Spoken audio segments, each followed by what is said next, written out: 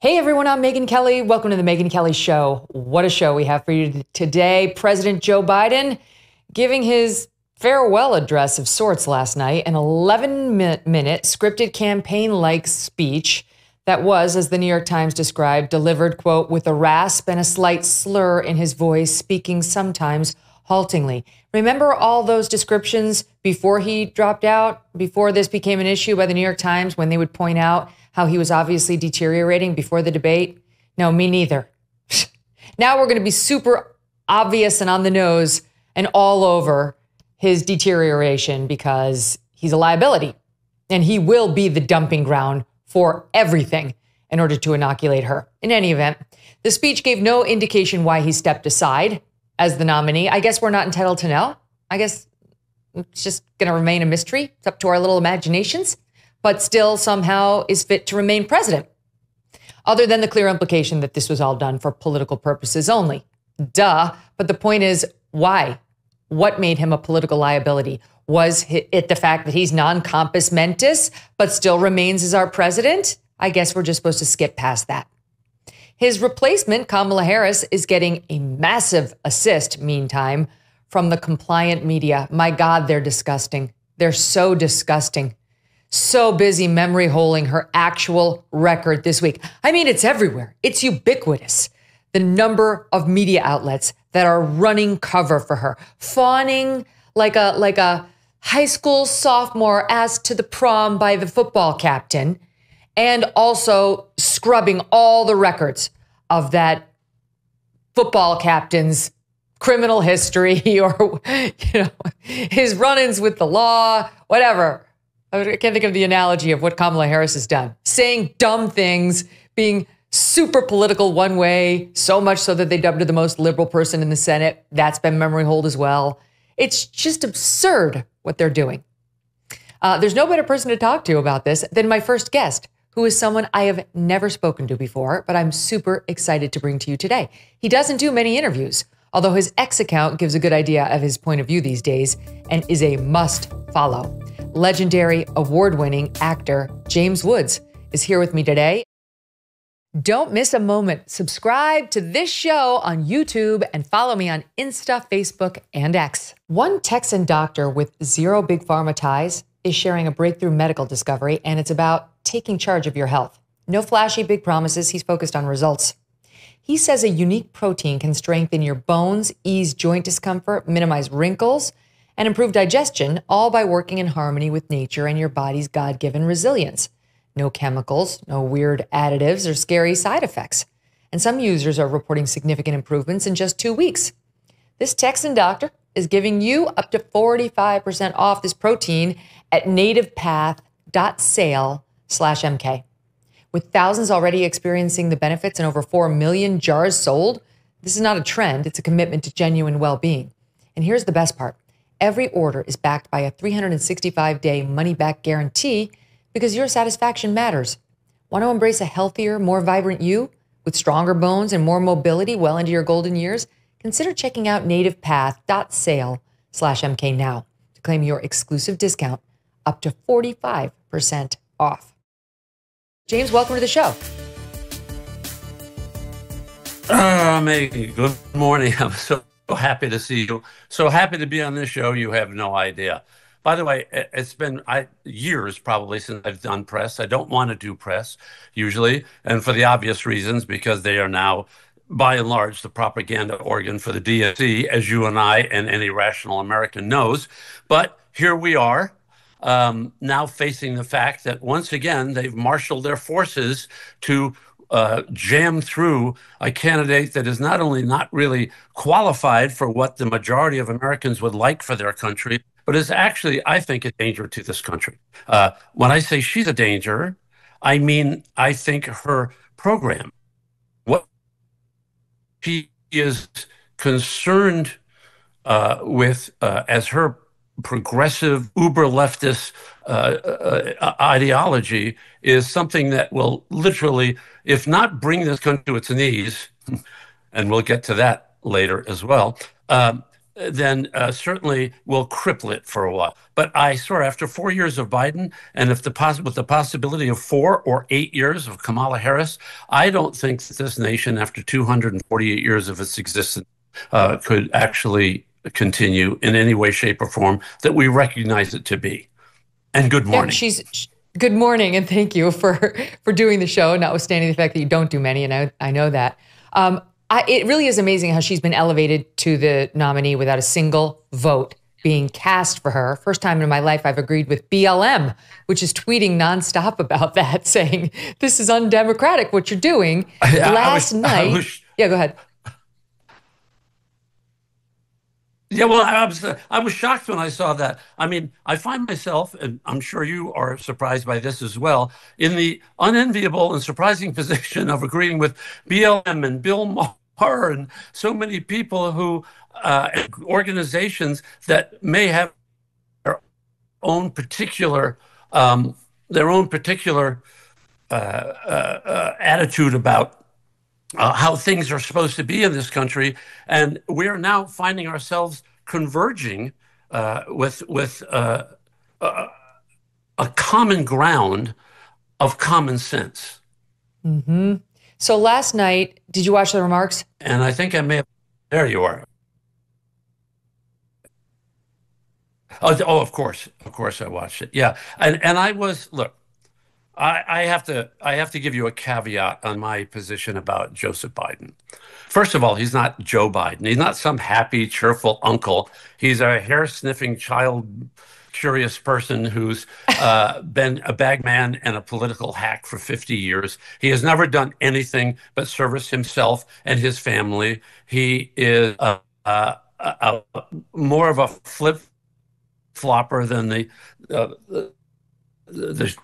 little squirrels I have sitting out by the pool right now. Whatever way the wind blows, Joseph Biden, okay, is the man that we are looking at White House, who has been a puppet for somebody, I don't know who, for the last 4 years, and has been a political hack for 46 years before that.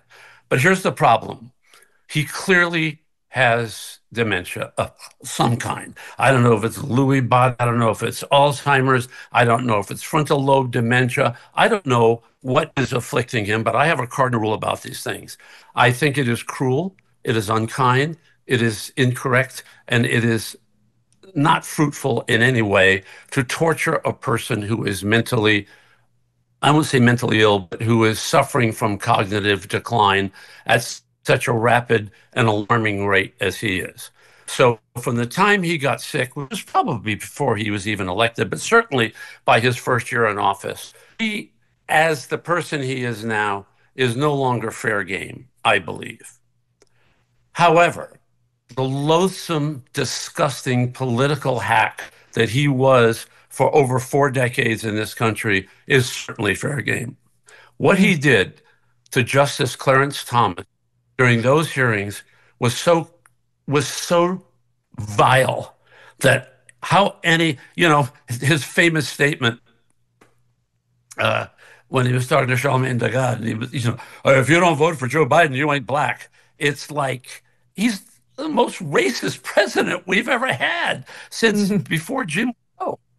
I mean, it is amazing. And you've got him. He tried to take down Clarence Thomas. His vice president, Kamala Harris, tried to take down Brett Kavanaugh on flimsy allegations that she used to make herself look tough. But you're right, because we are being gaslit right now about both of them since the strong-arming worked to get him out. Last night, I'll play you a little bit of his remarks just so the listening audience knows what we're talking about. And then I'll play you some of the reaction, discussing him as just this selfless man who loves democracy. Okay, so let's just listen to Biden last night in what turned out to be a very harshly partisan address from the Oval Office. Take a listen.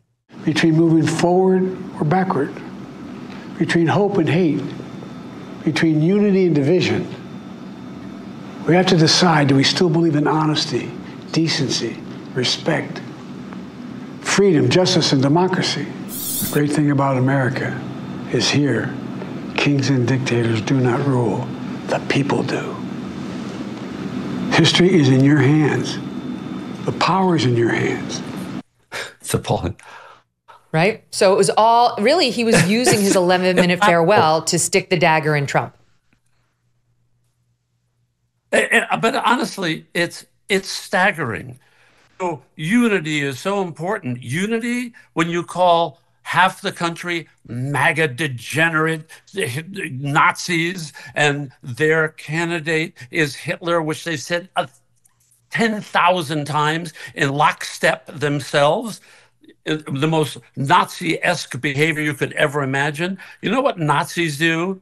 They imprison their political opponents. They marshal their lawfare army and they go after you and try to destroy you. When you're in office, they create false mandates. They create false fictions. The Russia hoax, led by that pencil neck geek who unfortunately is one of the representatives in my state, Adam Schiff. By the way, what happened at the Standard, Adam? Another question. You know, Ed Buck's buddy, Adam Schiff, who is literally one of the few people in the history of the United States House of Representatives who has been censured for being a liar. Okay? They try to destroy, and none of it works. Then one of their minions, one of their insane followers who's been fired up by their hateful, non-unity rhetoric, decides to try to put a bullet in the leading candidate for president of the United States. And a third of them, according to polls, say that they wish the assassin hadn't missed. That's right. You tell me if that's you.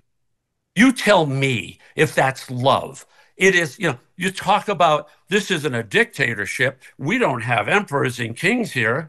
Well, you got a candidate now who's going to be running for president of the United States who's never gotten a single vote in a caucus from her party. Yeah, okay? What we've seen with her is the closest thing we've seen to a coronation since we broke off from old Great Britain. But because it's important to give him his payment, right? His payment for withdrawing under duress was, we'll make a king out of you, and then she'll be the queen. But we'll make a lion out of you.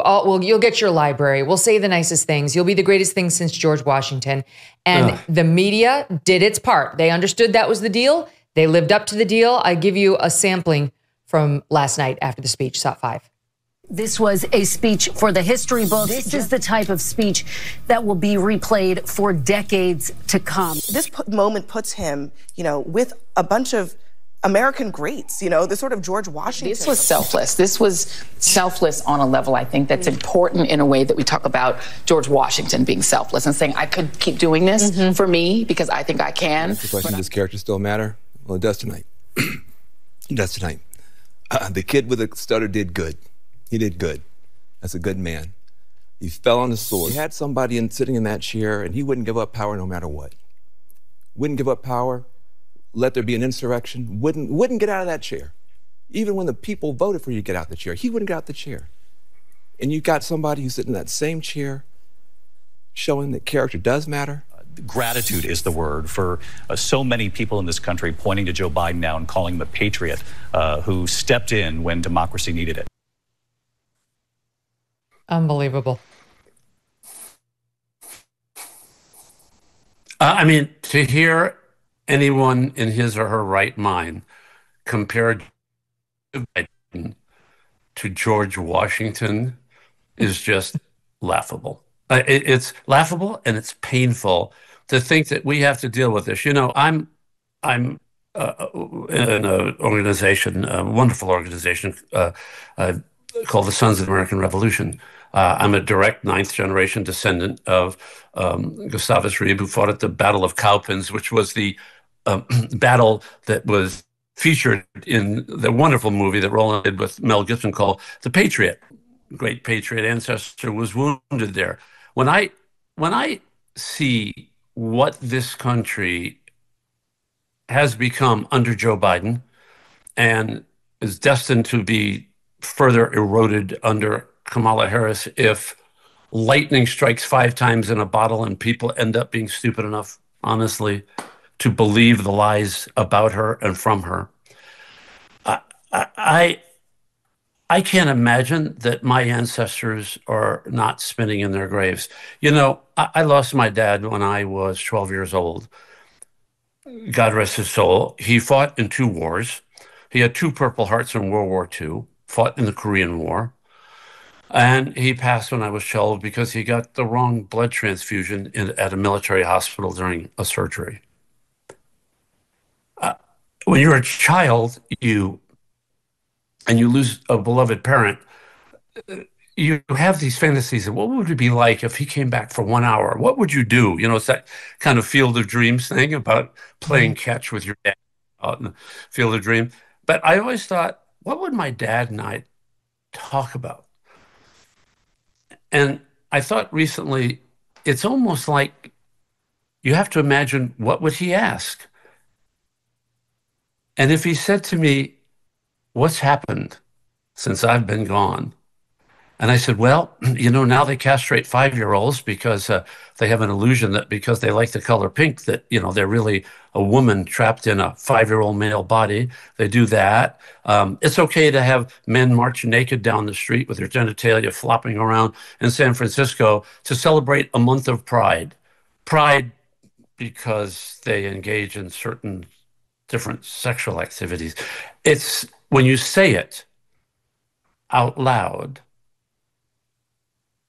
and in some objective way, it sounds like such rampant madness that it's almost impossible to comprehend trying to tell a person who had spilled blood for their country that, yes, you can stand in Washington, D.C. just yesterday and watch Palestinian people, supporters, not Palestinian, supporters of a terrorist organization dedicated to the eradication of the Jews that Hitler didn't yet, okay, and tear down the American flag, gleefully burn it in our nation's capital, which they still have a right to do, believe it or not, because of our glorious Bill of Rights that allows free speech and free expression, free assembly, nonetheless, and then hoist the Palestinian flag over Union Station.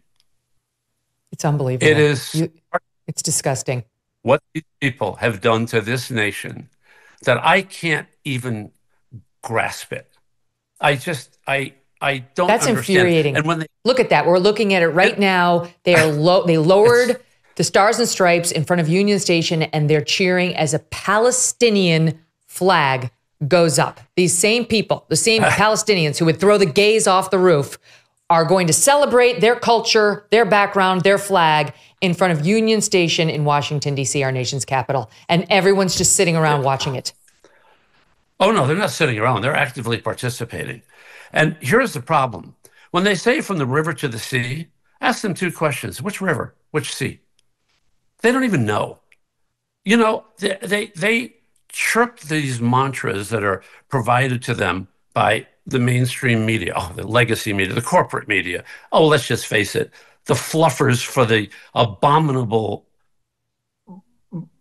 abortion that news media they have become. They're a joke.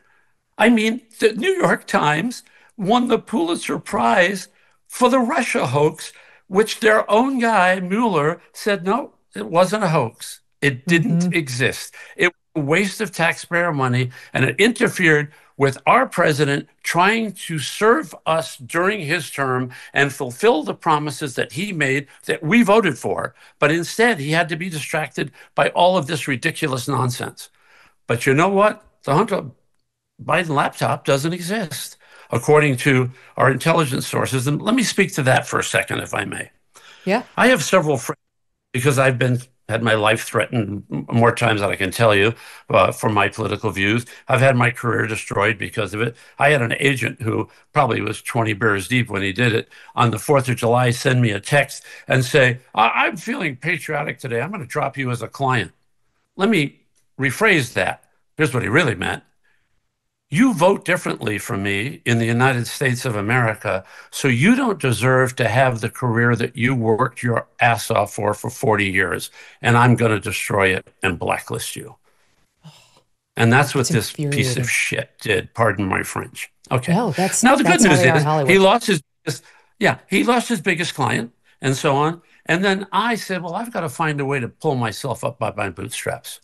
And thanks to two wonderful people in my life, David Wargo, my friend from MIT, and my glorious best friend for my entire career in Hollywood, a man I helped get into the business, Chuck Roven.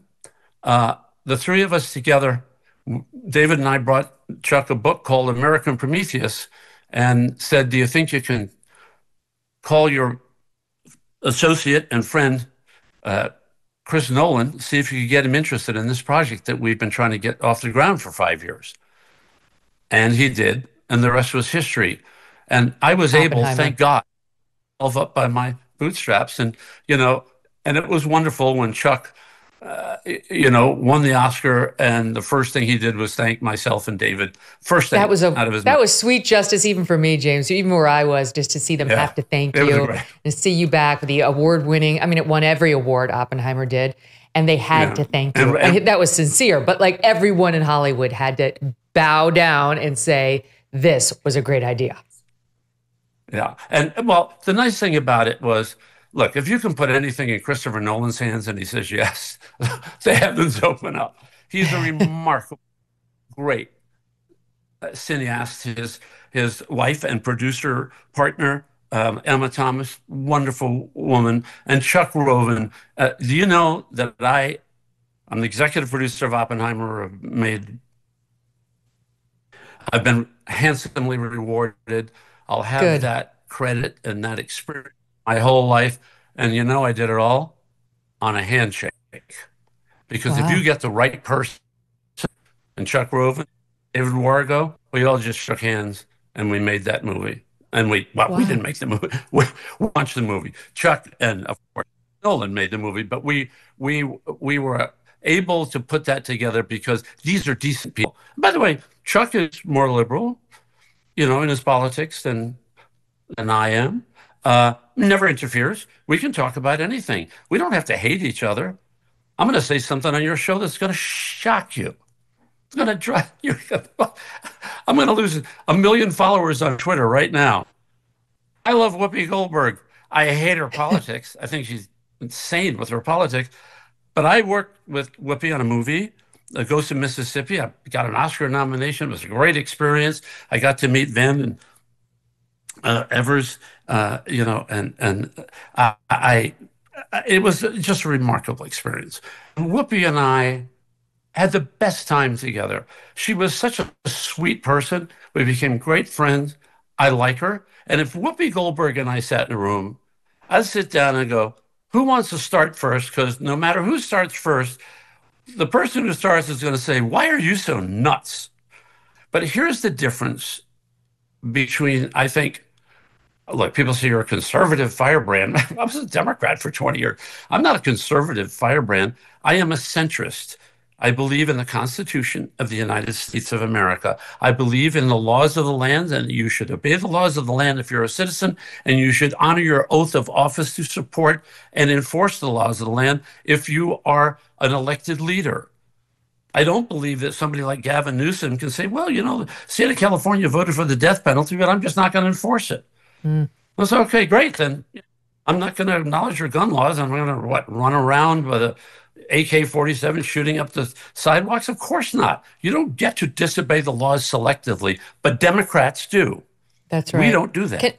Can I ask you about this? Because I love this. I also have so many friends who are Democrats, who are liberals. I don't really have any woke friends, but I do have a lot of dear, lovely Democrat friends.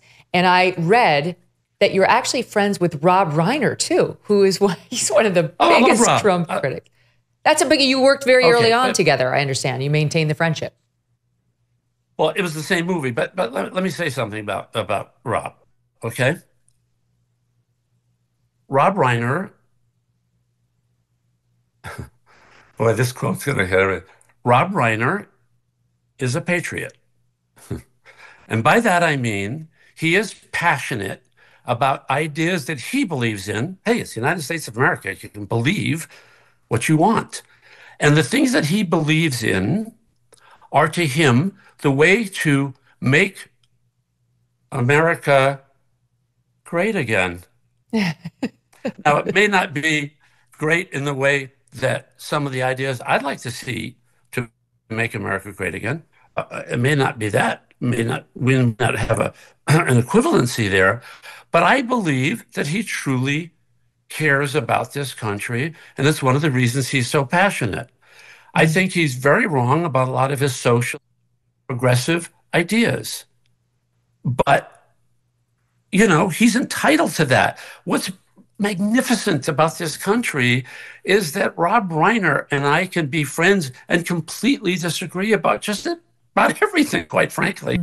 But you know what? Rob fought for the studio, didn't want me, for Ghosts of Mississippi, and I promised him, I said, if you take the chance and hire me, I'll get you an Academy Award nomination with my performance, because this is an important story. And it was. It was about the assassination of Medgar Evers, And while hateful people, oh, good, I'm glad that guy got shot. Let me tell you a wonderful story about that one. We were filming in Jackson, Mississippi. I'm all made up in this makeup, be like Byron De La Beckwith. Byron De La Beckwith happened to be kept after he was convicted for murder for life. Instead of being in the state prison where he would have been murdered, the state of the Commonwealth of Louisiana, is it a Commonwealth state? Whatever, of Louisiana has a responsibility to protect their prisoners. So they put him in the jail in Jackson, Mississippi, in the county jailhouse, which is above their, I think is above their city hall, and so on. So he was in the jail, in the hospital part of the jail, looking down on us when we were filming the story. And I walk out of a limousine and I'm looking at the crowd and I look up and there's Byron De La Beckwith in the jail window, hospital window, wow, looking down on. And I got a note to come into the courthouse, and a lovely lady, she was one of the corrections officers that was assigned to oversee him. And she said, Mr. Woods, I think she was actually a deputy sheriff as well, or a police officer. I'm not sure what her exact, but she was a law enforcement personnel. Very robust Black lady, serving her community. And she said, Mr. Woods, it's a pleasure to meet you. Mr. De La Beckwith has asked if you might want to meet him. She said it very cordially.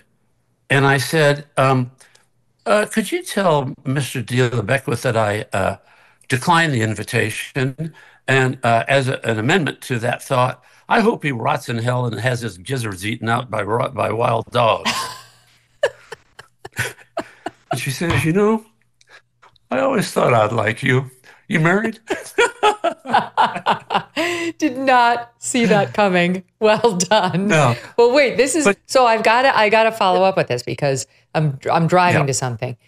You, among your many theatrical accomplishments, you were in one of my, and I venture to say most American women's favorite movies ever, a little film in 1973 called The Way We Were. It was a very young James Woods playing opposite Barbra Streisand. You were pals on the college campus, and you weren't Robert Redford, you didn't have that role, but you were pretty prominently featured in this movie.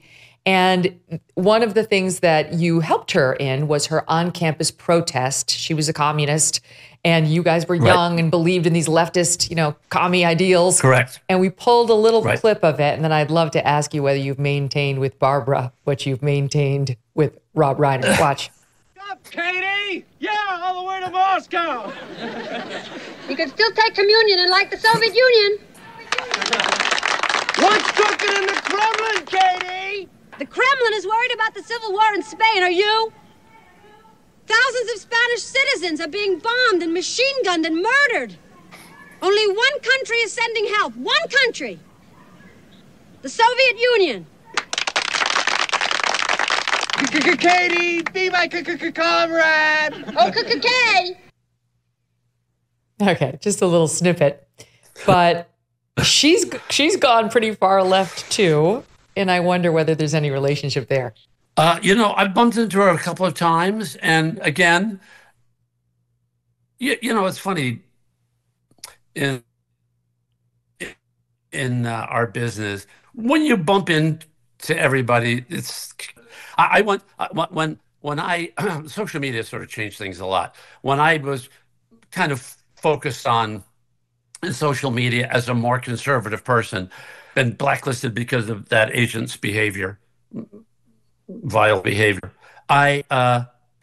I went to an opening of a film a friend of mine had produced who was kind of new to the business, and I thought, okay, I'll go.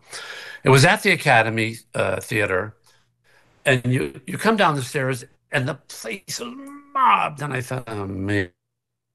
And I felt like I'm just, I felt like that one guy in the famous pictures of everybody saluting Hitler, and he's not saluting Hitler. I thought, well, here I am.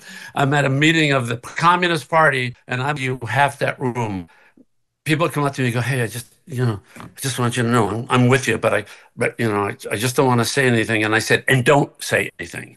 I said, because people really are dangerous. They will, that these casting directors now will look up your social media history. They'll see who you follow and so on. Yeah, I say to my friends, I won't say who it is, but a very patriotic, great American who does wonderful things for people in this country, supports veterans, and a wonderful guy. He said, being just moderately conservative in this country, just being conservative in America today is like being gay in the 50s. It's almost like you have to whisper.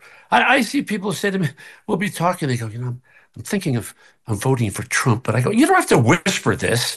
This is the United States. You don't have to whisper that you're going to vote for the most popular person in the country right now in terms of the polls to be the next president of the United States. You actually don't have to apologize for exercising your First Amendment rights.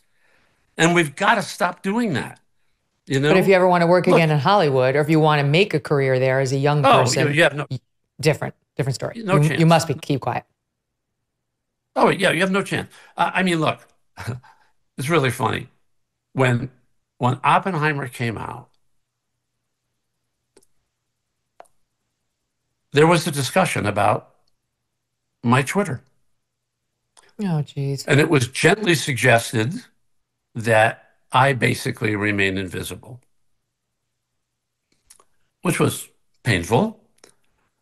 On the other hand, I'm a pragmatic person, and I thought a lot of people put their effort into this.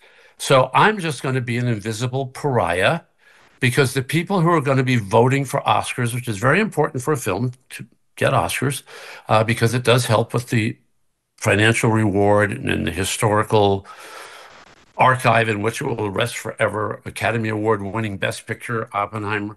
I don't want to deprive those people. I don't want to have some nutcase come out of the woodwork, fabricate some ridiculous story about me. I've had a million of them said, they're all lies. I don't want that to happen and have the clickbait story be, James Woods, the executive producer of Oppenheimer, we're not going to watch that movie. So, I stepped back and basically, took one for the team, and you wouldn't even know. I wasn't even invited to the Producers Guild Award. I'm a producer on the picture, and I was not invited to go to the Producers Guild Award, which is fine. Awards, by the way, won, but Wow. It's not that environment was not the one that my father shed blood for. It's not the one that I see as the America I would like to see. My late brother, God rest his soul, my late brother's children, and they're now their children, not the future I see for them. I'd like you to be able to vote for whoever you want to, and people say, you know what, you have a right to do it. Man, I disagree with you, Steve, but come have dinner and so on. And I just don't know why there's this vicious underlying cancer that has destroyed our business. And here's where it comes from. By the way, I got a little secret project coming out soon in October. Can't say anything about it. If you go to my website, jameswoods.com, there'll be a little hint of what it might be, but I can't say another word about it because it's going to be secret. But some things are going to kind of come out because because I decided to embrace the second act. Oh, look at you.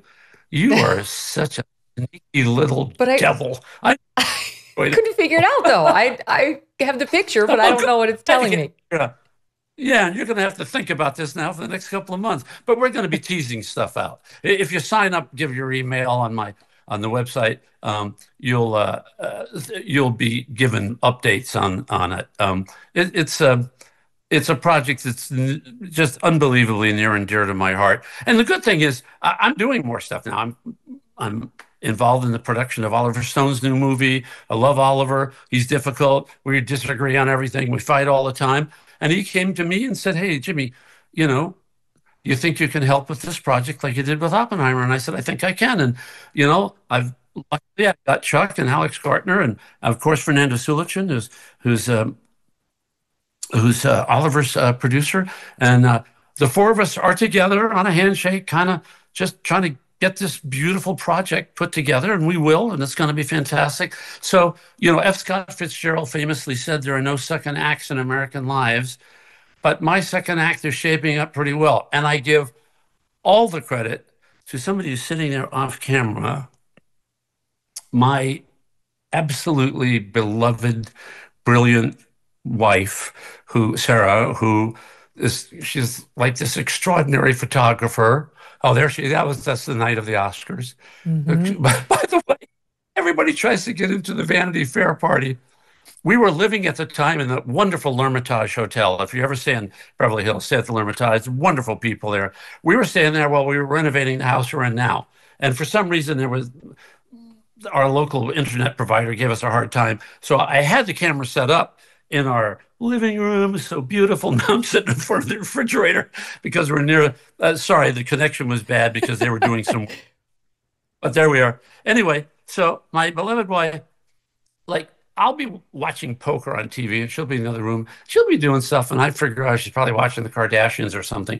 And along the way, all of a sudden, I said, "What are you doing?" So, my book. I said, "What?" I said, "What? My book." I said, "Your book? What book?" She goes, I'm writing a book." Well, first of all, this is a little scary. She's an unbelievable expert on every murder ever committed. Yeah, she's my kind of gal. Yeah. I'm ready to solve crime with Sarah. Oh, great. Let's have a threesome so you can both stab me to death after you duct tape me to a chair. That'll be fun. She can't believe I just asked Megyn Kelly on air to have a threesome. Anyway, okay. No. I said, "I'm sorry. What's your book about?" She goes, "Well, I've got a few chapters. Do you want to read it?" And now I go, now I got to read my wife's book. And I said, Risky. "Sarah, I'm a professional producer. You know that, right?" She goes, "Yeah, honey, I know that."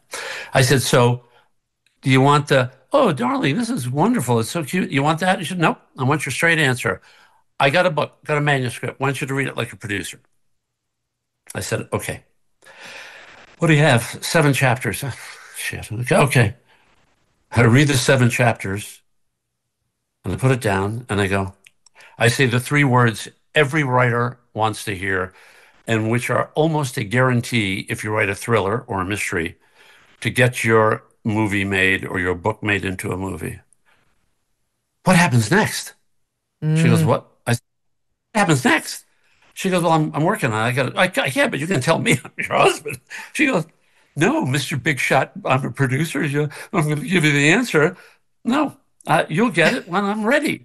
And I said, "I can't believe it. You've been sitting in there all this time writing a book over the past, whatever we've been, 4 years, and whatever." She goes, "That's sort of accurate." And she didn't tell you. You'll get it when I'm ready, by the way, is sort of the cardinal rule of marriage. But go ahead. No, here's the punchline. I said, I wasn't writing a book. I said, "Oh, I'm confused. I wrote 4 books." What? I said, "We've been married almost a decade, and in the process, you've managed to write 3.5 novels?" And I didn't know about it because, I'm Hercule Poirot. I know what's going on around here. I'm in a 2,200 square foot house on the beach. There's no way she can ever get away from it. Hey, what are you doing over there? And, she's writing like novels, and her photography, as you probably know if you follow her online. I mean, everybody on X loves Sarah's pictures.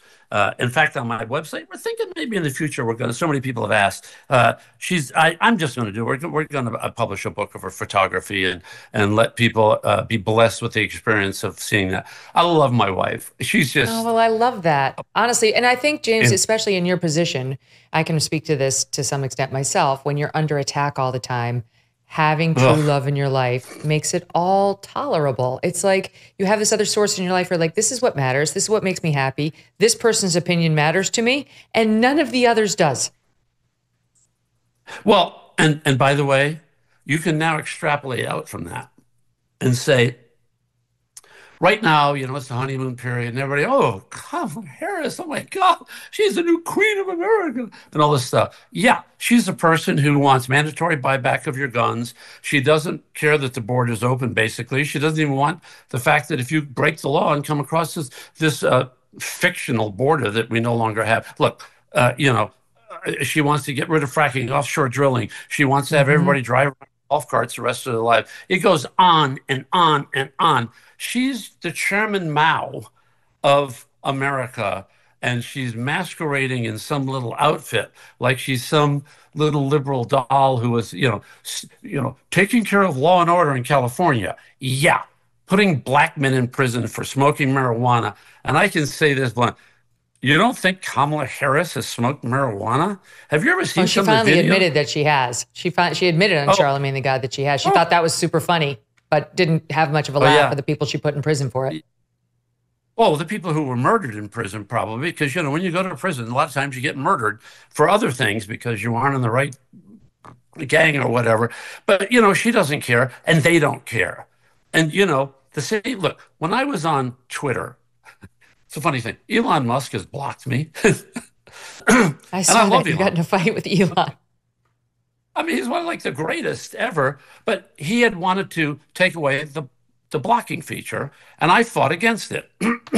So he thought it'd be cute and blocked me. And I said, thank you, you're proving my point. People have a right to block people. I don't think it would have been great had he banished me from X, and he didn't, to his credit. But he blocked me, which I think is kind of his loss in a way. I saw the point he was trying to make, because he and I share so many ideals that we believe in. He probably unblocked you. He probably unblocked you. He's probably temporarily irritated. No. I don't see that lasting. But I have to say, by the way, just yesterday, there was some of this insanity in the news with your. Yeah, I'm sorry. Go ahead. But no, I was just going to say, and this is really important. I don't care if he unblocks me. I don't need his approval. What I admire him for is that he didn't ban me. When Jack Dorsey and the cabal were running Twitter, I got banned from Twitter for 7 months for paraphrasing Ralph Waldo Emerson. I basically said, if you try to kill the king, you better not miss. And they said, oh, that's violent. And they said, we won't let you back on unless you retract it. At the time, I had 3 million followers. And I said, fine, I don't give fine. I don't have to go back on Twitter. Everybody said, oh my God. It's like, I don't care. I don't need but we missed your account. We were happy that he restored you. I know, you may have missed my account. But here's what you don't want, Megyn. You don't want my account with me. Look, it's the same with these people who want to defund the police. If you worry about being murdered, raped, carjacked, whatever, in Joseph Biden's America, and it's going to be that way in Kamala Harris's America, God forbid if she's ever elected, God forbid that ever happens, then you might want to rethink your position of defunding the police, because the police cannot defend you when they have their hands tied behind their backs. Okay? As we're learning, as the whole country is learning the hard way. Wait, I've got to get something. This is in the news, and I want to get your thoughts on it. It's a Hollywood thing, kind of in your wheelhouse. So this week, J.D. Vance is under fire for a comment he made a few years back on the Tucker Carlson show, in which he said, there are these childless cat ladies who are miserable and they want you to be miserable too. And he was pointing out some of our elected officials who don't have children, saying, you know, that they have no stake in the future. It was a sort of, you know, tongue-in-cheek comment, whatever, it was passing reference. Well, now all this shit has rained down on him. Like, he hates women and he hates people who have no children. And that's not true. But one of the people who weighed in was Jennifer Aniston, who writes on her Instagram as follows. All I can say is, Mr. Vance, I pray that your daughter is fortunate enough to bear children of her own one day. I hope she will not need to turn to IVF as a second option, because you are trying to take that away from her too, which is not true. But I'll say this, James, to the point we discussed earlier. Where was Jennifer Aniston standing up for little girls who are getting their breasts chopped off for political purposes by people who are shoving this gender ideology down their throats without figuring out that they might just be temporarily depressed, or who are being forced to compete against boys in high school sports to the point where they wind up partially paralyzed and permanent nerve damage from the... I didn't see her sticking up for that. I'm perfectly happy to see her on board the women's rights train. But you know what? I haven't seen her there ever before on any of the key issues that don't involve a passing reference and a stupid joke.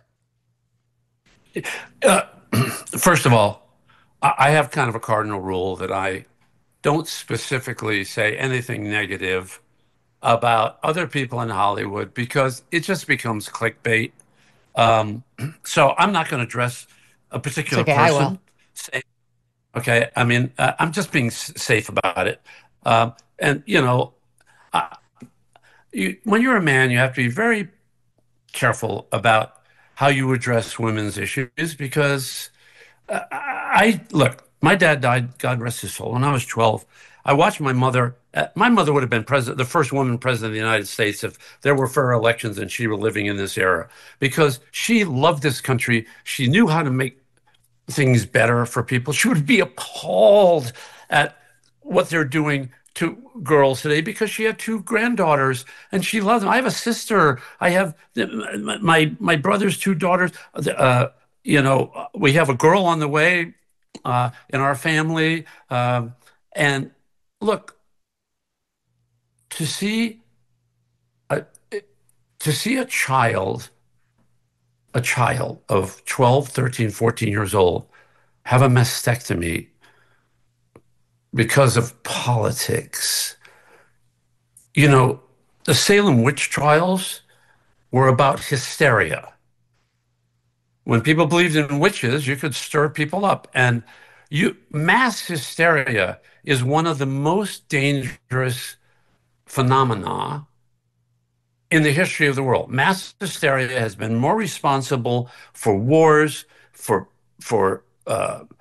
concentration camps, for mass murder by dictators, Pol Pot, Stalin, whatever.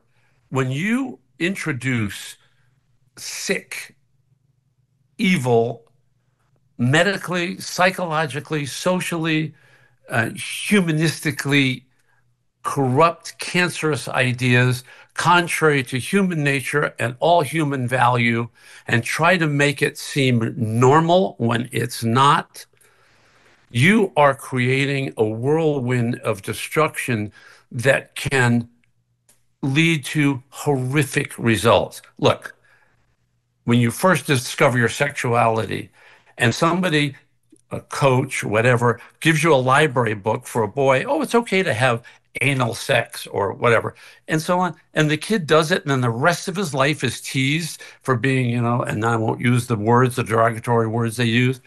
That is a cruelty beyond imagination. And the longer these people keep doing it, the more the rest of us will band together and say, we have got to bring this country back. And if going forward means more castrations, destruction, evil by the progressive lunatic left, then I'm very happy. And I don't use this mantra ever, but I would like to see America fulfill her greatest dreams and ambitions. And that will never happen under this cackling clown we have now. And it certainly didn't happen under this gentleman who has cognitive decline and is currently in the White House while the world's at war, which is another thing we could talk about for another hour. I can't tell you how much I am honored and overjoyed to have been here with you. I admire you so. I can't tell you. My mom would have loved you. That is a high compliment. Thank you so much, James. I really hope you come back. I know you don't do a lot of press, but we'd love to be one of the outlets you do. My wife has never missed one. She's the one who's responsible. I said, I don't do press. She goes, you got to do Megyn. I go, you're right. You got to do Megyn. I hope she tries to beat me up, but you gave me a pass this time. Next time, next time we'll get into it. But I can't because I love what you say and I love how forcefully you say it. We need 10 million more just like you. The one and only James. Hey, Woods, we have the First all Amendment. the best. Thank you so much. All right, see you soon. That was just fun. Oh, wow. It's great to hear a reasonable voice who says it like it is. A lot more of that coming your way. Stay tuned. We'll be right back. Some Americans enjoy using their credit cards because it can be a hassle-free and secure way to pay. But our sponsor, the American Payments Coalition, says that some D.C. politicians want to change that with the Durbin-Marshall credit card bill. They say the bill lets corporate megastores pick how your credit card is processed, allowing them to use untested payment networks that jeopardize your data security and rewards. They say corporate megastores will make more money and you'll end up paying the price. Find out more info at guardyourcard.com and consider telling Congress to guard your card while you're there, too. Full-on chaos in our nation's capital as thousands of pro-Hamas and anti-American protesters take to the streets. And yes, I do mean pro-Hamas. Their own flags and statements make it clear this is not just pro-Palestinian. Voicing opposition to Israeli Prime Minister Benjamin Netanyahu's speech before Congress. Nearly 24 people arrested, many just then released. The protesters defacing American monuments, ripping down the American flag in favor of Hamas's, and clashing with police. As of this moment, we have yet to hear anything directly from President Biden. His senior deputy press secretary managed to put out a comment saying, quote, identifying with evil terrorist organizations like Hamas, burning the American flag or forcibly removing the American flag and replacing it with another is disgraceful. Every American has the right to peacefully protest, but shamefully, not everyone demonstrated peacefulness. Good. But what kept the president from issuing a statement directly condemning what we saw yesterday in Washington? I think we know the answer. Well, last night, President Biden delivered his 11-minute speech quitting the White House, explaining why he's quitting his bid for a second term, making brief mention that he will continue to call out hate and extremism, and of course, bringing up January 6th. That was followed by an ice cream social with his staffers on the White House grounds, as noted by NBC's Peter Alexander. As for Vice President Kamala Harris, shortly before we went to air, she finally issued a statement on the unpatriotic protesters, only once she was under fire from J.D. Vance and others for saying nothing. In the statement, she condemns individuals, quote, associating with the brutal terrorist organization Hamas and condemns the burning of the American flag.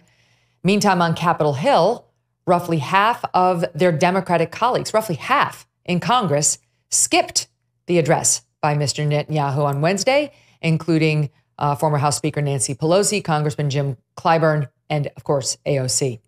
One who did choose to attend, Michigan Congresswoman and squad member Rashida Tlaib, who wore a Palestinian flag pin as a sitting American member of Congress and a keffiyeh, and repeatedly held up a sign reading war criminal and guilty of genocide as Mr. Netanyahu spoke. Outside, it was just bedlam and disgust. I just can't believe what I saw in the nation's capital yesterday. The terrorist sympathizers making comments like this one to Fox News' Griff Jenkins. You saying you would support Hamas? Are you saying you support genocide? What does Hamas have to do with 20,000 babies and children massacred and butchered? Women and families, 400 universities flattened, schools flattened, hospitals flattened, dozens of hospital workers murdered. Do you think that has anything to do with Hamas or humanity? It's human rights. For human rights, and not Hamas. What about the hostages? What do you say about the hostages that have been held in captivity? On October 7th, most of those people were killed by Israeli forces using the Hannibal Directive. Hello, wake up! All right, so that's obviously not been proven to be the case, but the protesters are getting very passionate out here. Yeah, she seems nice. Timcast News also capturing this. Protesters burning the American flag, chanting Allahu Akbar. Hello. You're not allowed to do that when it belongs to the federal government. You want to burn your own flag? Go for it. That's the beauty of living in America. You can do and say stupid, offensive things. But stealing federal property and burning it is a no-no. We used to refer to that as a crime. They also, you could see, had put up an effigy of Benjamin Netanyahu.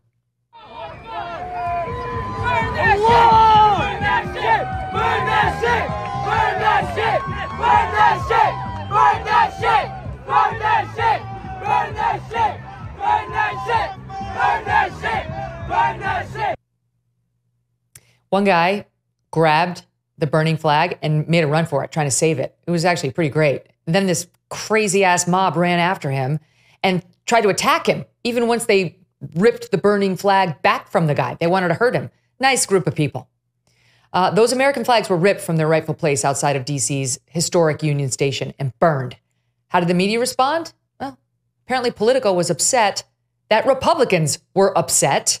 Quote, Republicans pounce after Netanyahu protesters burn U.S. flags and wave Hamas ones instead. That was an actual tweet sent out by Politico. What are you doing, Politico?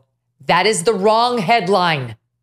Republicans pounce. They know this is a thing. Why do they keep doing it? Yet another example of how out of touch they are. Real Clear Investigations, Mark Hemingway, put it a very different way. And I think he's closer to the truth. On one side, he has in his post former President Trump, bloodied fist in the air with Old Glory waving behind him. On the other, anti-American protesters burning our flag. As he puts it, the ad writes itself. When the dust settled yesterday, American patriots took matters into their own hands, and good for them.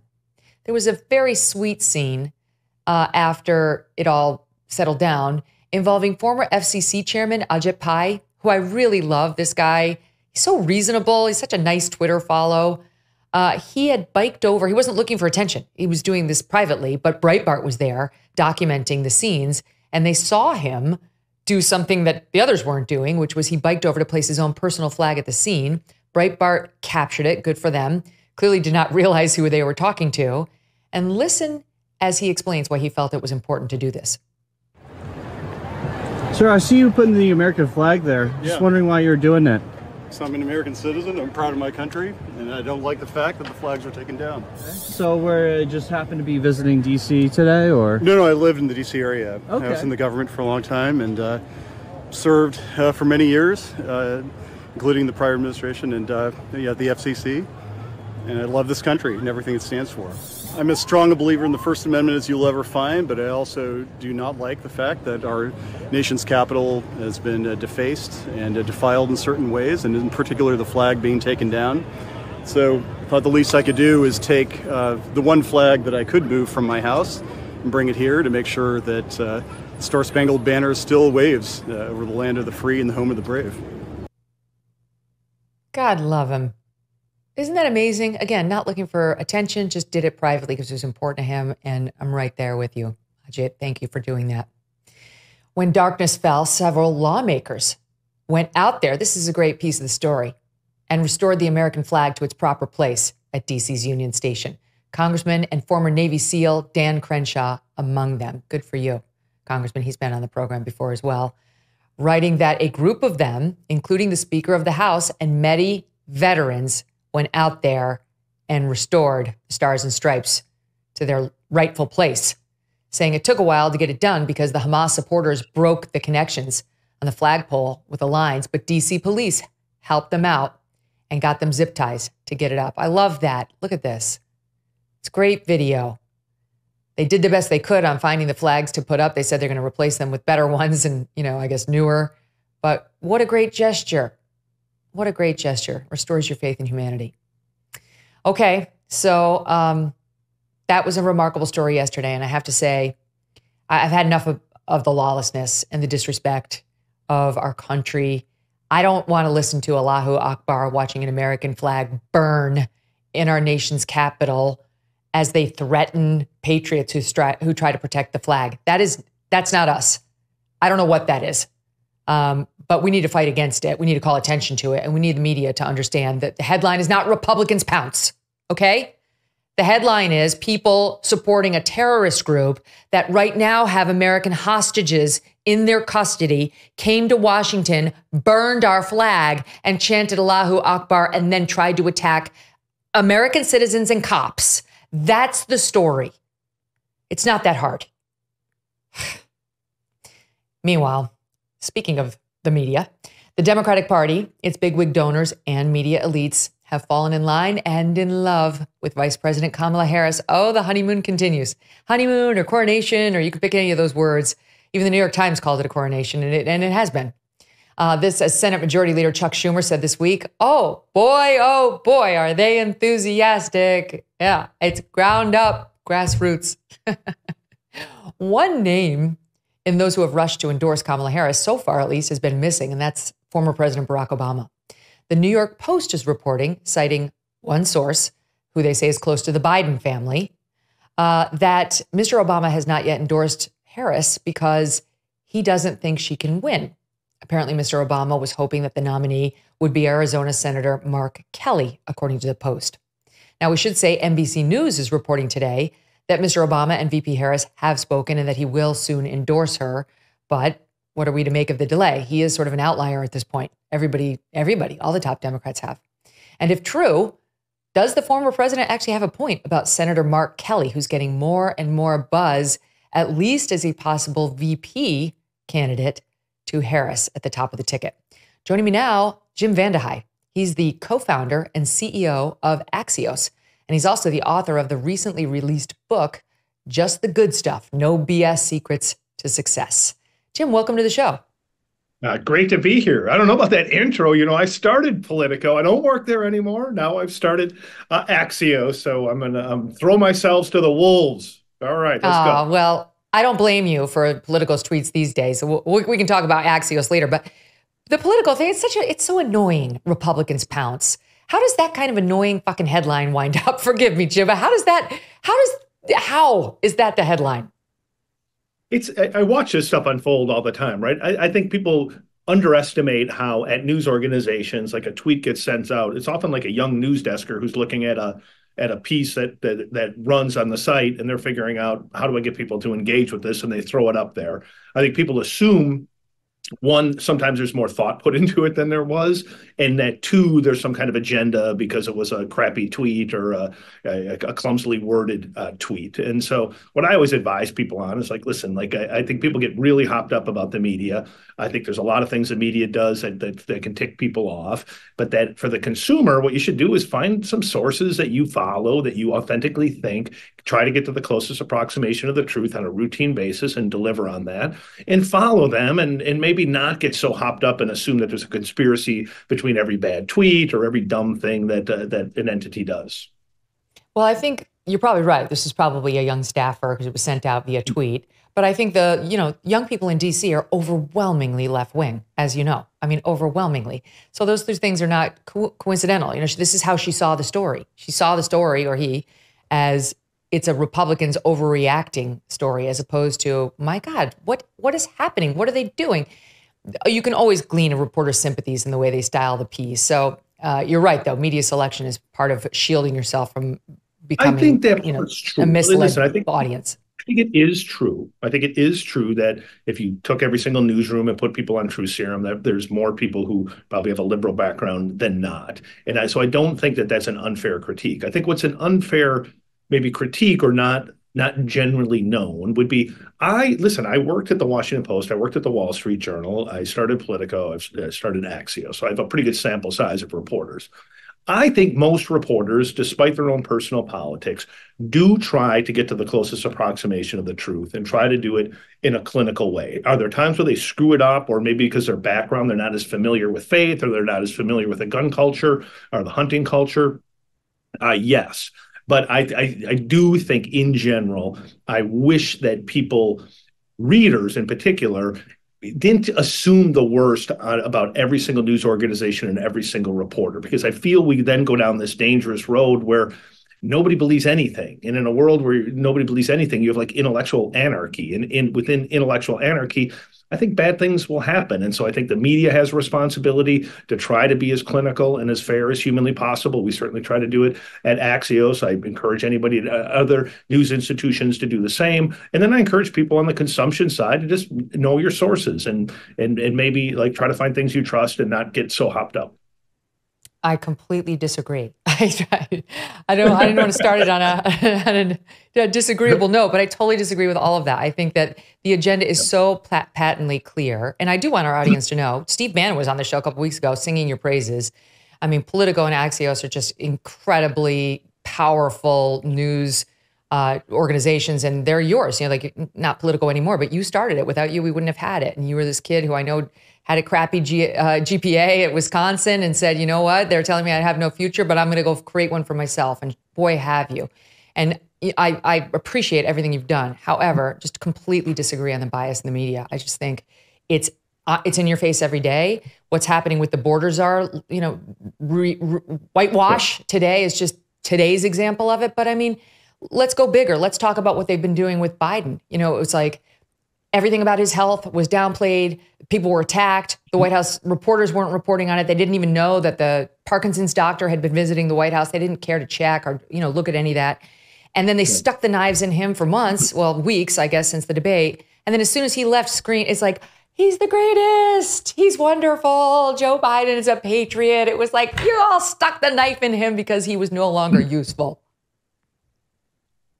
Okay, I'll take it. I'll take that. So what I would say, going back to find a source that you trust, if you go back and look at Axios coverage, which is the only one I can really defend with personal knowledge, we've written a lot about that, like an extraordinary amount, to the point you did a great job in covering his post-debate problems. I don't give a crap if we have friction with any White House. We're trying to get to the truth. So there was a source of truth, would have been Axios in this case, where we were reporting on that. It was out there. And I agree that other news institutions weren't as aggressive on a topic that you could see with your own eyes. And it's a very valid topic. Cheap fakes, I think it's they said.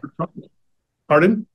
They were saying cheap fakes. It wasn't just they weren't aggressive, but I mean, you had NBC and CBS and CNN and MSNBC saying the evidence that we were watching before our eyes was not what we know it was. Yeah, I can't defend other news organizations. I can say there were people in the mainstream media, us I would put on that list, who were covering it aggressively. And that's what you need to find. You need to find sources of truth that you believe that are trying to get to the truth and get to the closest approximation of it. Doesn't mean we get every single thing right, or that there aren't things that I would critique that we do. It's my job to do that all the time and to recalibrate and just make sure we have the right people doing the right coverage. But it is out there. And I do still think that people take these outlier cases and then assume that everything the Post or NBC or Times writes is crap, or it's partisan or it's biased. I just don't think that to be true. Like, I read a lot of these publications quite religiously, worked at some of them, and I would argue at a lot of those places they have some really good reporters. And the ones who are really good on topics I care about, I try to follow because I find it edifying. I find that I walk away with it knowing something I didn't know. If someone kind of reeks of bias, and they exist, you and I both know that, I don't follow them. I just don't. And like, the test for us is, like, you use Steve Bannon, right? Like, I know he's a reader of Axios, and I'm sure there's a lot that we write. He'll jokingly like text us and say, you're a damn communist. And like, but I know he's reading us every day because he believes that we are getting to the closest approximation of the truth. And that's part of the job. And it's like it comes with the gig, right? Like, media is just it's front and center. It's part of everybody's life, and everyone has an opinion on it. I don't think Axios is anywhere near the worst offender. I mean, you probably wouldn't even be on this show if you were, right? Because you wouldn't want to talk to somebody like me. But I don't agree with in giving the mainstream media like widely a pass or an assumption that most are operating in good faith. That hasn't been my experience. And, you know, I've been on more conservative type media side for all of my career. So I've seen it through a different lens entirely. I know you were with the Journal, but it was a short stint. So I've been 20 years in conservative media. And it's just when you're a conservative and you see your ideals being bashed at every turn and reduced to a pounce when you say, what? You know, like, then you develop these opinions. But since we're going there, let's talk about Axios, because the example that's in the news today, and I'm looking here at a Free Press piece by a guy named Peter Savodnik. He's calling you guys out in particular for this border czar thing. And he takes us back to March 2021, where you guys published a story with the headline, Biden puts Harris in charge of border crisis. Biden puts Harris in charge of border crisis. And it was done by your politics reporter, Steph Kite, K-I-G-H-T, who she informed us in that piece that Harris would be addressing the migrant surge at the U.S.-Mexico border, that Harris would lead the efforts with Mexico and the Northern Triangle, meaning Guatemala, Honduras, and El Salvador, to manage the flow of unaccompanied children and migrant families arriving at the border. And we understood at the time that this was a big deal. President Biden had said that he was going to turn to Harris for his biggest responsibilities, and this was one of them. Then today, today, right? Today's July 24th. The same reporter, I guess that was yesterday, the same reporter at the same outlet, yours, put out a story headlined, Harris border confusion haunts her new campaign, reporting that, in fact, back in 21, Biden enlisted Kamala Harris to help with just a slice of the migration issue. And now there's confusion around the VP's exact role, and that early media misfires and the rapidly changing regional migration crisis has made the issue a top target for the GOP, trying to define their new opponent. Meantime, she had said the same. And then you guys added a note to your own earlier report saying we, Axios, were among the news outlets that incorrectly labeled Harris a border czar in 2021 after all the blowback. So, Jim, people look at it, they're like, this isn't even even Harris isn't talking about this. She wasn't out there saying, don't call me a border czar. So what made you go back and amend your earlier reporting? Again, okay, so I wasn't personally involved in this, but it's my company, so I will talk about it. So when you talk about a czar, there's a czar, which is like an official appointment. Like we have a car. We don't really have czars. Well, people have used that term in the past when they appointed somebody to have basically specific control over a portfolio, right? And so to me, like this whole argument about whether she's a czar or not a czar is a semantical thing, right? It's not actually a substantive thing. Like the truthful thing is, was she involved deeply in the Biden-Harris immigration policy and what happened at the border? Absolutely. Was she fully responsible for their immigration policy and border control? Absolutely not. She didn't. I don't think she had the trust of the administration at that time to be able to control that entire portfolio. Were there parts of it where she had say? And I think the president himself even said she speaks for us or speaks for me on parts of this portfolio. Absolutely. Should she have to explain and defend the immigration policy and the border issues under the Biden-Harris administration? Well, of course she should. Like, why shouldn't she? She is the number 2 in the U.S. government, and we have an issue at the southern border that is arguably the biggest topic in the swing states that are going to decide the election. So whether you call her a czar, don't call her a czar, she was intimately involved in the policy. Undoubtedly is going to have to defend it, and will have no choice but to defend it because it's one of the top couple of issues that voters care about. Certainly, it's not just Republican voters. There's a lot of Democrats and independents who care about it and see it as a legitimate crisis.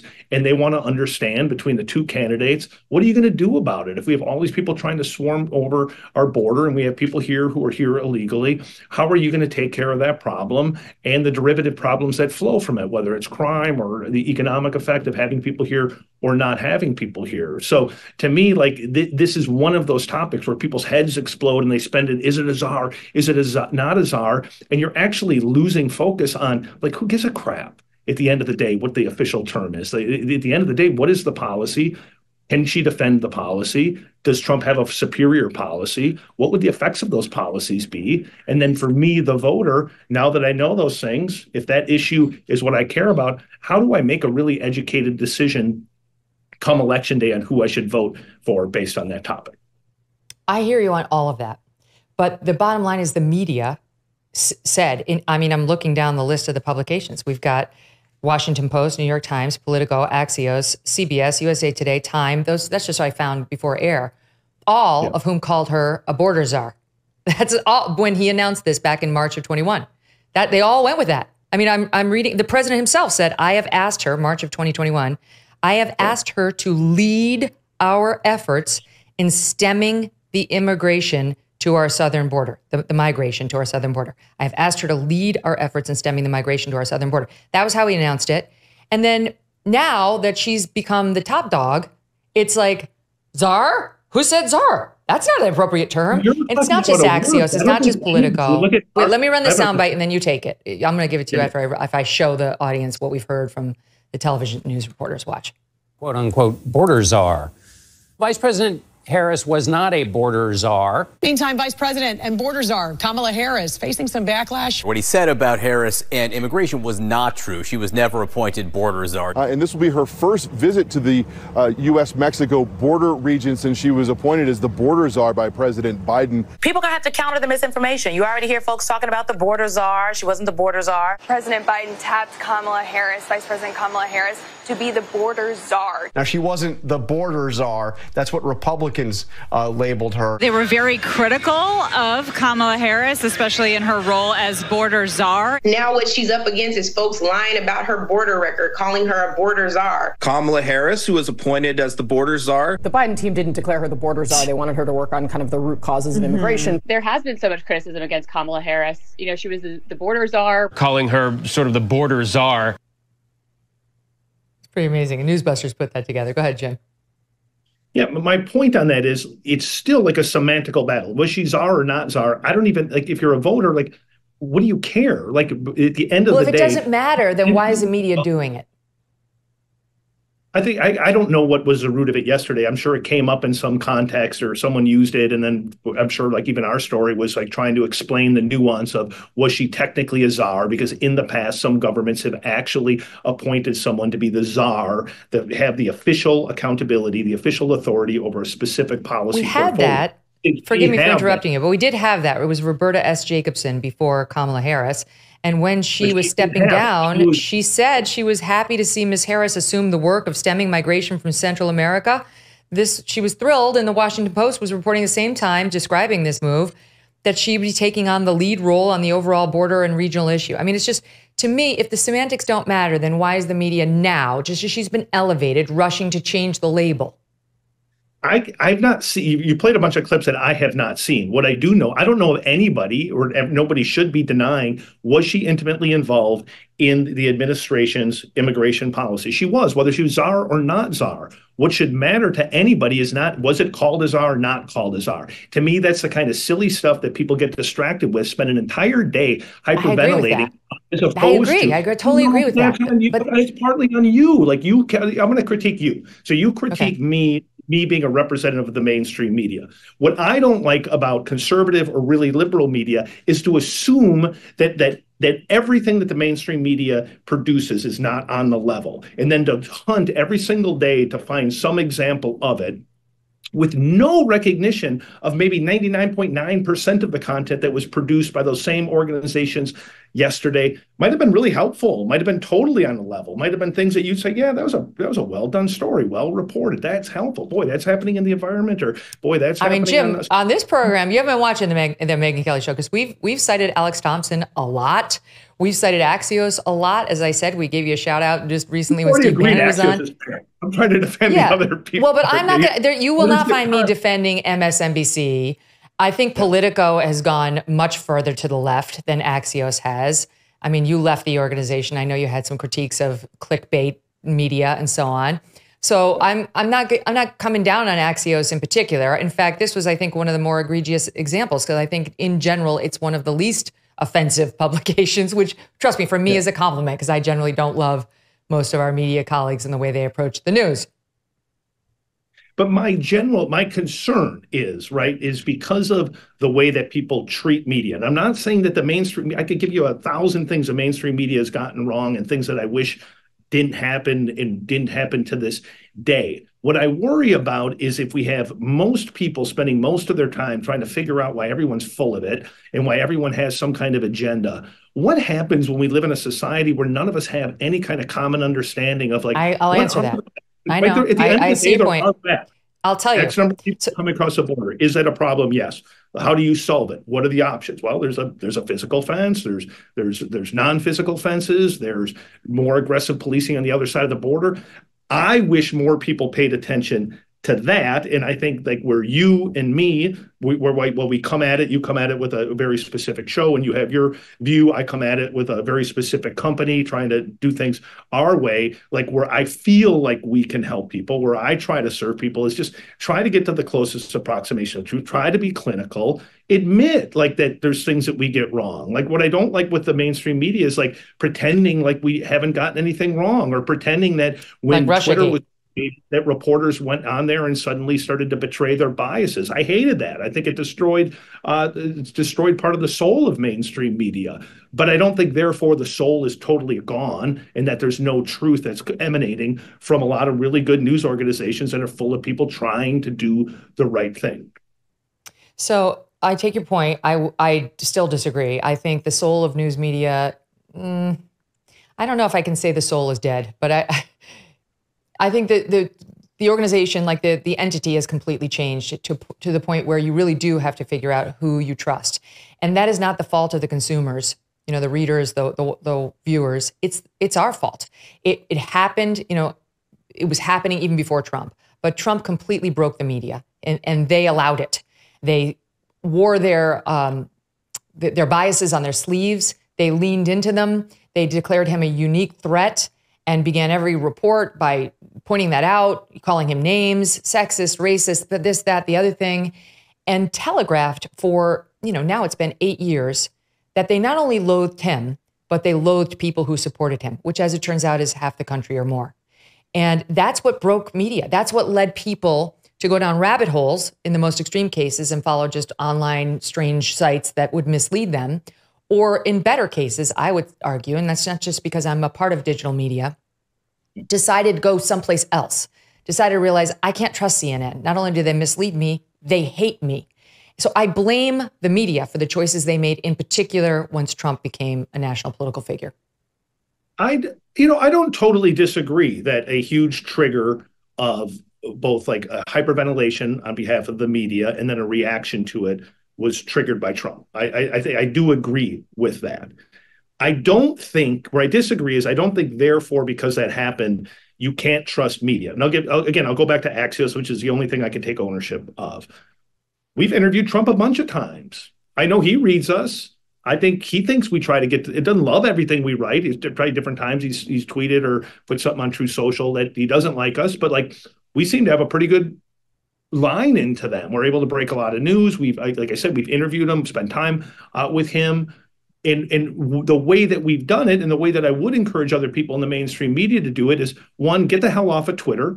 We ask all of our employees, not just our reporters, to not express their opinions in public settings because we're trying to regain the trust of people. We're not perfect, but we try to do that. And then when we report clinically. We don't even have an opinion page. I don't want it. I don't want it to be muddied for the people who might trust the content that we have. And then I try to hire really experienced reporters who can break news and tell you things that you didn't know. And again, my only ask of you or of any other buddy who might be an Axios consumer is like, let's say we screwed something up. Let's say we got yesterday wrong. Don't just then assume like everything Axios writes is crap. Like we're human, right? We're human like anybody else. And what I would say with us or the journal, you are, but for many it is a pattern, Jim. For many it's a pattern, and they don't deserve our good opinion or the benefit of any doubt. I'm not putting you in that camp. But I mean, we've been covering this long enough to know there are many dishonest brokers who they not only hate Trump, they hate Republicans. And you can see it in their reporting and their headline choices and their content choices. Anyway, okay, enough about the media. This is navel gazing, right? Because we're obsessed with ourselves.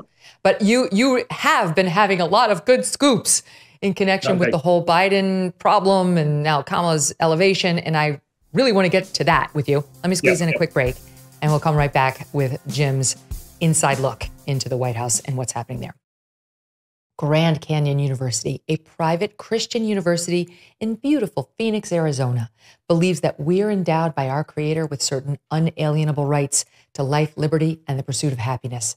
GCU believes in equal opportunity and that the American dream starts with purpose. By honoring your career calling, you can impact your family, friends, and community. Change the world for good by putting others before yourself. Whether your pursuit involves a bachelor's, master's, or doctoral degree, GCU's online, on-campus, and hybrid learning environments are designed to help you achieve your unique academic, personal, and professional goals. With over 330 academic programs as of December 2023, GCU meets you where you are, providing a path to help you fulfill your dreams. The pursuit to serve others is yours. Let it flourish.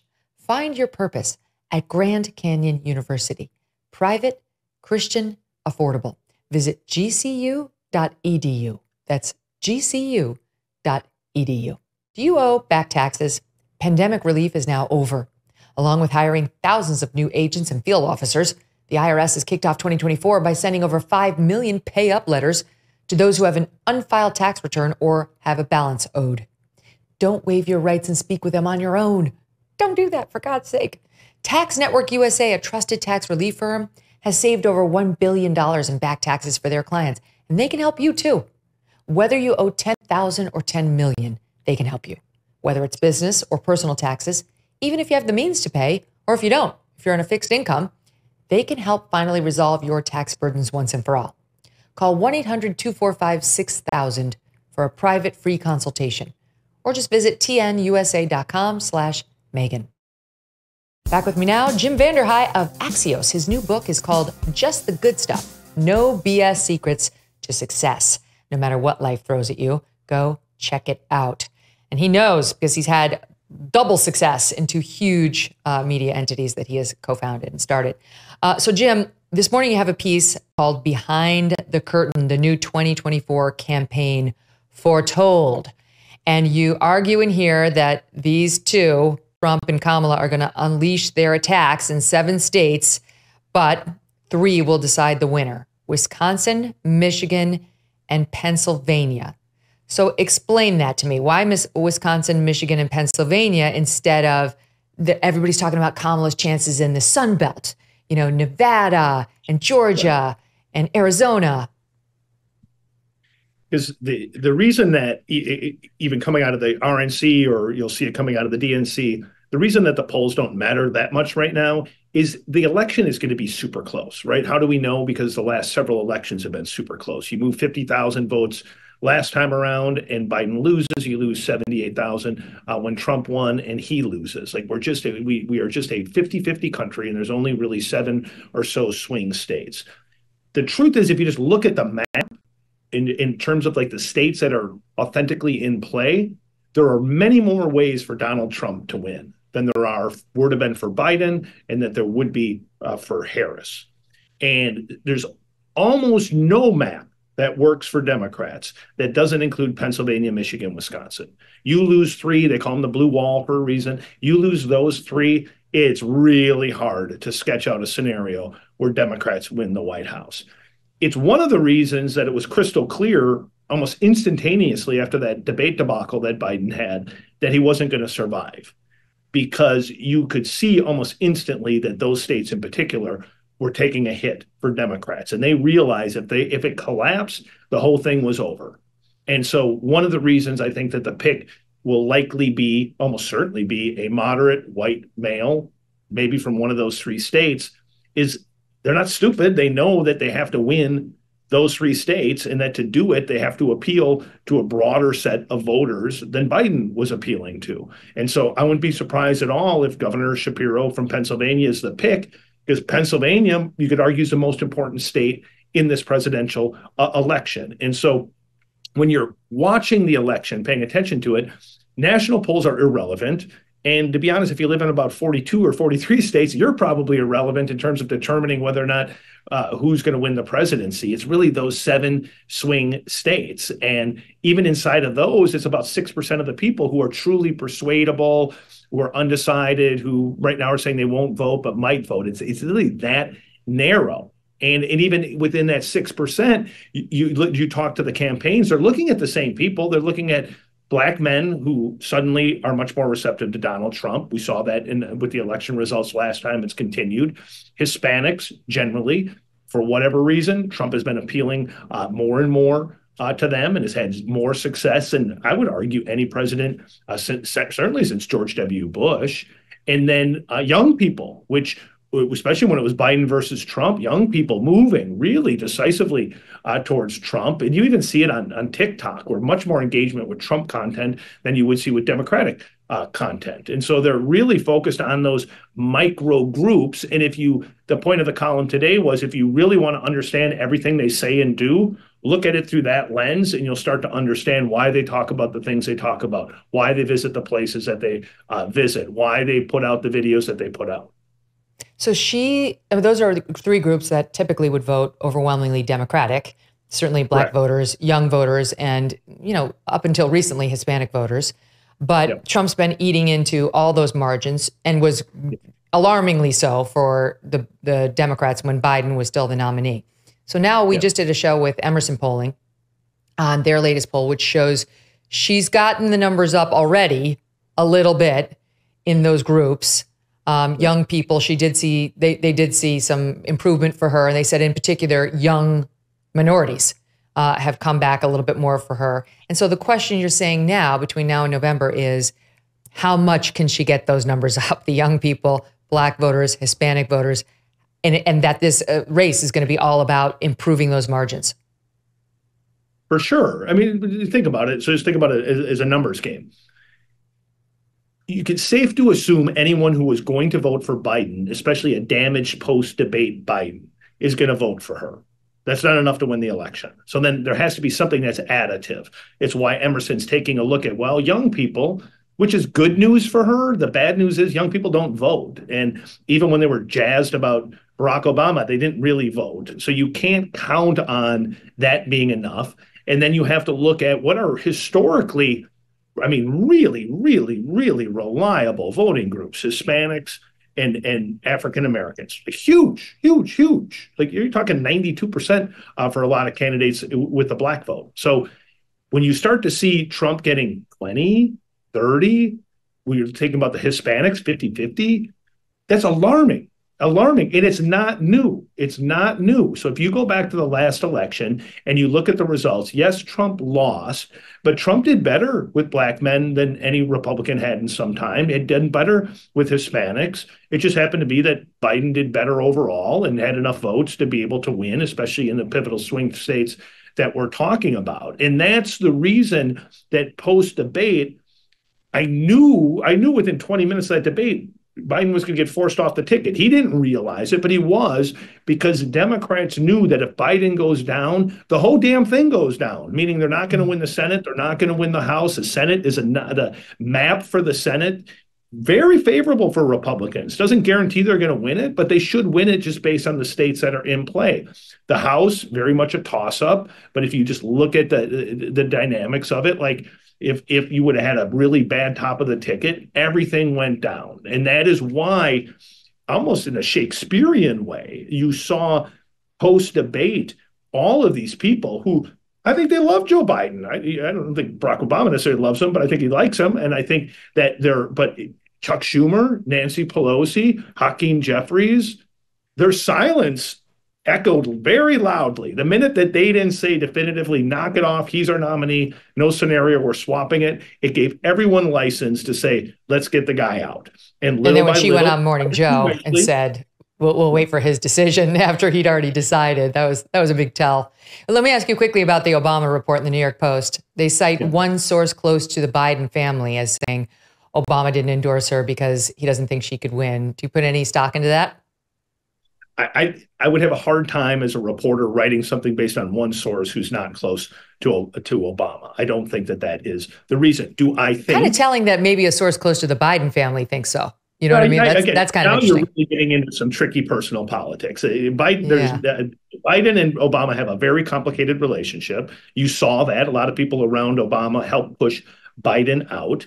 And it is very accurate. The Democrats don't want to talk about this now, but one of the reasons Biden ran for re-election and one of the reasons he refused to step down is he did not think Vice President Harris could beat Donald Trump.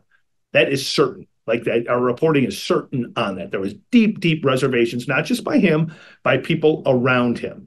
Eventually, he endorsed her. He has to. It's his vice presidential pick. But that, for all the Democrats who are feeling euphoric, and there is a euphoria, they felt like we're screwed before, now we have a chance.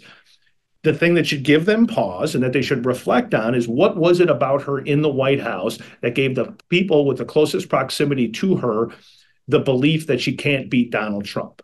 You got to start figuring out, then reverse engineer that. I think a lot of it is she over prepares. She doesn't have a lot of people who've been with her a long time. So there's like this curious lack of loyalty. What is it about her?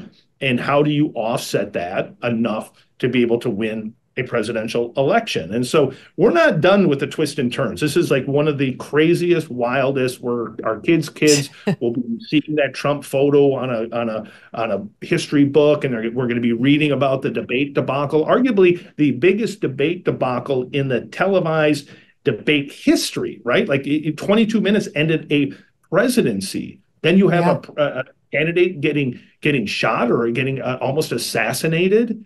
And then you have a president stepping down, and then you have his vice president coronated instantly. This is not over. There are going to be more wild twists and turns. And that's why we did the column today, is just try to ground people to take a deep breath. Like, these are the things you need to be watching for. Realize it's going to be close. It doesn't mean that the media is skewing polls or that polls are wrong. It means that we live in a really divided country, very tight, and there aren't that many people who are that persuadable. I mean, I always joke with people. I was like, who's the last person you met when you said, hey, Donald Trump, what do you think of him? And they're like, I don't know. Jury's still out.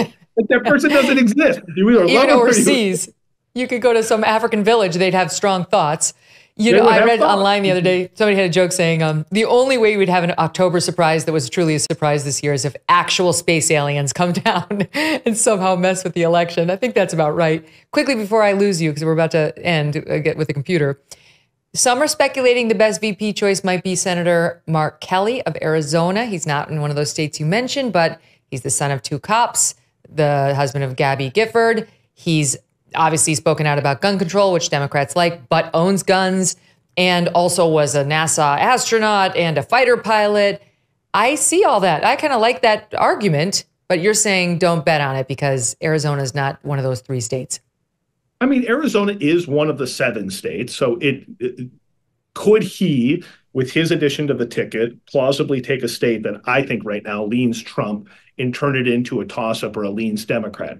It doesn't seem to me that his popularity is such that he by himself on the ticket would get it. That doesn't mean he doesn't get it. Like, he fits the bill of what they're looking for. They want a white, moderate male on the ticket with her. And I think if it's somebody who has good ties to the business community, has faith in their background, they're looking at the same map we are. They're looking at the same persuadables that we are. They understand the skepticism that swing voters have about Joe Biden and have about the Democratic Party. And so I don't think it's a coincidence that it's Rory Cooper, that it's Mark Kelly, that it's Shapiro in Pennsylvania, that Walz in Minnesota. It's not a coincidence about that these are the people that are under Bashir in Kentucky, that they're the ones that are under consideration. And I would be very, very surprised if it's not one of them. I'd be pretty surprised if it's not either Kelly or Shapiro. Wow. I mean, that's yet another thing we have to look forward to, and it's going to happen soon. It's just going to happen. Actually, it's going to happen really soon because it looks like the Democrats are going to have a virtual vote now earlier than expected. So if you want to jump in against her, I think you have like 72 hours left. It doesn't look like that's where this is going. Jim, listen, we appreciate you coming on. Please come back. Thank you. It was great. I appreciate it. Fun conversation. All the best. Likewise. Okay. And thanks to all of you for joining us today and every day. We greatly appreciate it. And if you want to get more of our content, you should go to megynkelly.com. You should sign up for my one email. I don't bother you. I check in once a week and I will give you all the news you need to know from the whole week in 60 seconds or less. Go to megynkelly.com.